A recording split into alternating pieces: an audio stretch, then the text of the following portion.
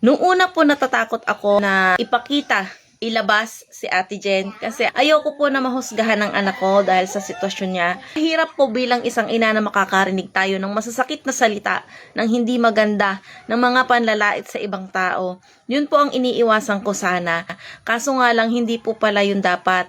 Hindi po ganon yung mindset. Kailangan po natin silang ipakita, kailangan po natin silang hindi itago, dapat po natin silang ipakilala sa mundo. Dahil karapatan din po nila yun bilang isang tao. Kasi tayo po dapat ang unang-unang yayakap, tayo po dapat ang unang-unang uunawa sa kanila dahil hindi naman po nila ginusto na magkaroon sila ng ganitong kapansanan. Dati po, hindi ko siya mailabas kasi natatakot po ako sa sasabihin ng ibang tao. Tayo po ang dapat una naaalalay sa kanila, uunawa sa kanila. Po nating isipin na sila ay pabigat.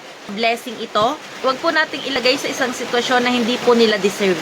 Sa lahat po ng mga nanay na merong anak na may kapansanan, laban lang po tayo sa buhay. Lahat po na nangyayari sa atin ay may dahilan. Hindi po ito ibibigay sa atin ng Diyos kung hindi po natin ito kaya. Alam po ng Panginoon na kaya nating lampasan ang lahat ng bagay. Kaya sa atin po ito ibinigay, pinapasan, pinagkaloob.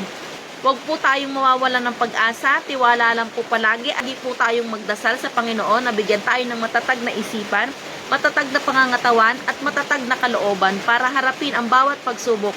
Yun lamang po at salamat sa lahat ng patuloy na sumusuporta sa akin. God bless you all.